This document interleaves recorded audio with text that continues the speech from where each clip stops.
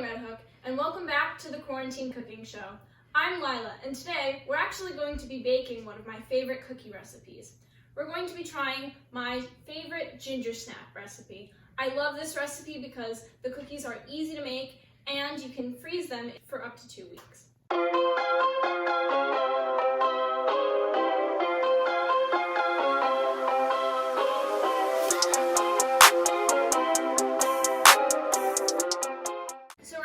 With some flour here, we're going to start mixing our dry ingredients and all of our flavors together. We've got some ginger here, some clove, some cinnamon, and some baking soda. And that's just going to get whisked together. And then once that's mixed nicely, I'm just going to add in half a teaspoon of salt. And I have fresh Maldon sea salt here, and if you have salt like this, it's kind of whole, so you're going to want to crush it up with your hands, otherwise it won't get dispersed very well.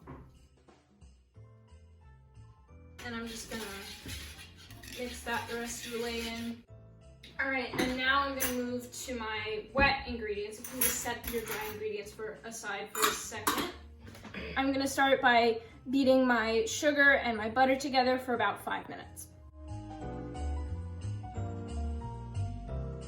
Okay, and now that I've finished beating these, they have this lovely white fluffy texture. And of course I used a handheld mixer, but if you want to use a stand mixer, that's fine, but just be sure that when you're mixing it in, you scrape down the sides of the bowl, otherwise the stuff on the edges won't get incorporated.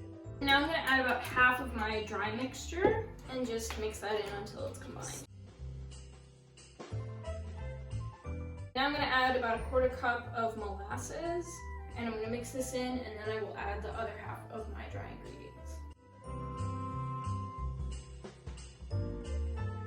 And the other half of the dry ingredients can go in. Okay, so now I'm just kind of folding in the rest of it.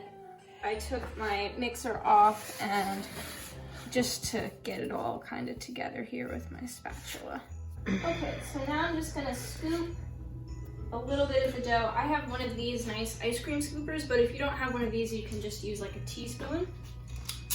And I'm just gonna take the ball in my hand and roll it together a little bit like a meatball, and then roll it around in the sugar, and then place it on my pan. These are going to spread out quite a lot, so you're going to want to have them at least 3 inches apart.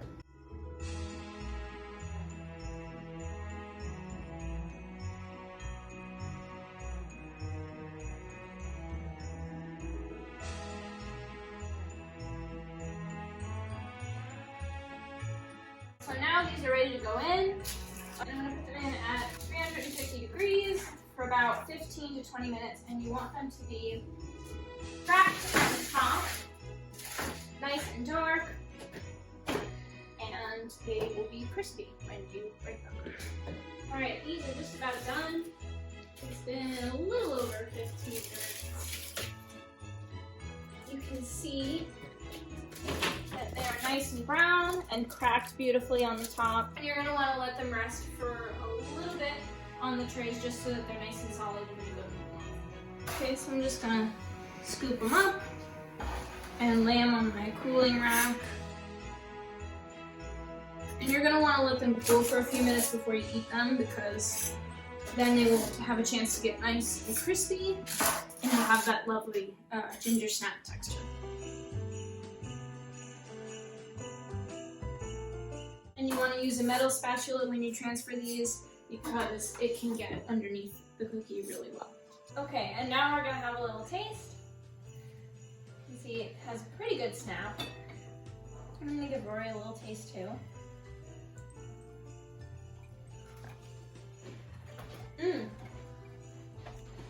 What do you think?